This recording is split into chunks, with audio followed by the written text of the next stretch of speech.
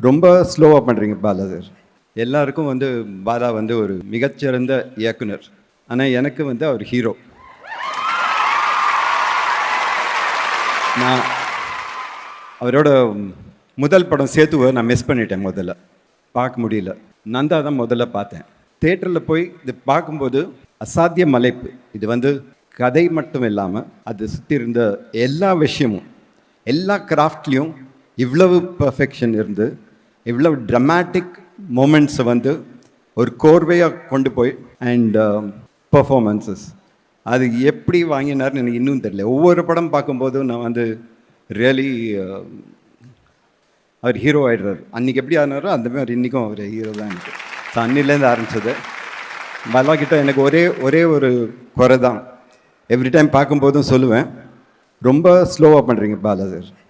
You should do more. இல்லை வருஷத்துக்கு ஒரு படம் பண்ணலாம். தமிழ் சினிமா ஸ்டாண்டர்ட் இம்ப்ரூவ் ஆகும். எவ்வளோ படம் வந்து கீழே கொண்டு போயிட்டே இருக்கு. நீங்கள் பண்ணால் தான் வந்து மேலே வரும். ஸோ தயவு செய்து அடிக்கடி படம் பண்ணுங்கள் எங்களுக்கெல்லாம்.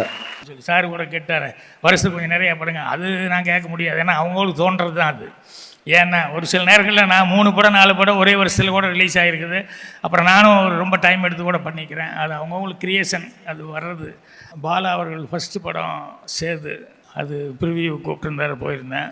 அந்த படம் பார்த்தோன்னையுமே ரொம்ப சினிமாவில் லாங் ஸ்டாண்டிங்காக ஒரு டைரக்டர் நிற்க போகிறாரு அப்படிங்கிற ஒரு நம்பிக்கை அந்த படம் பார்த்தோன்னையுமே கிடச்சிது. பாலா அப்படின்னாலே அதுக்கப்புறம் பரபரப்பு தான். டைட்டிலில் பரபரப்பு, அவர் படத்தில் பரபரப்பு, அவரை பற்றி நியூஸ் வந்தாலும் பரபரப்பு. இப்படி அவர் எடுத்துக்கிட்டது எனக்கு ரொம்ப பிடிச்சது. அவர் ஒவ்வொரு கதை களம் எடுத்துக்கிறது வந்து வித்தியாசமாக இருக்குது. டிஃப்ரெண்ட் டைப்பான ஒரு இது கேரக்டர்ஸ், அந்த மாதிரி டிஃப்ரெண்ட் டைப்பான கேரக்டர்ஸு. இது எல்லாமே நான் பார்த்து ரசிச்சிருக்கேன். அவர்கிட்ட அதிகமாக பழகிறதுக்கான வாய்ப்பு இல்லை. ஆனால் அவர் படம் தான் வந்து எனக்கு, அவரை பற்றி அவருடைய படங்கள் தான் பேசும். அது எனக்கு ரொம்ப, எல்லா படமையும் பார்த்துட்டு லைக் பண்ணேன். இப்போ அவரை பற்றி பெருசாக சொல்கிறதுக்கு ஒன்றும் இல்லை. டைட்டில் வணங்கான்னு வச்சுருக்காரு. ஆக்சுவலாக அவர் ஒரு டைரக்டராக யாருக்குமே வணங்காத ஆள் தான்.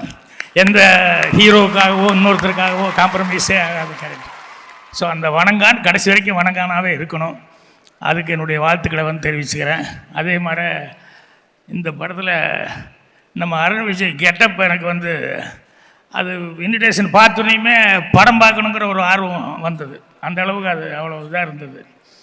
ஸோ அருண் விஜய், மற்ற நடிகர்கள் இந்த படத்தில் நடித்தவங்க, அதே மாதிரி நம்ம ஜிவி பிரகாஷ் அவங்க மற்ற டெக்னீஷியன்ஸ் எல்லாத்துக்குமே என்னுடைய வாழ்த்துக்கள் தெரிவிச்சுக்கிறேன்.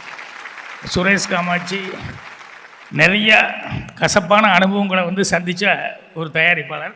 ஆனால் ஒன்று, தன்னால் அடுத்தவங்களுக்கு கசப்பான அனுபவமே வரக்கூடாது அப்படிங்கிறதுல ரொம்ப கேர்ஃபுல்லாக இருக்கிறது.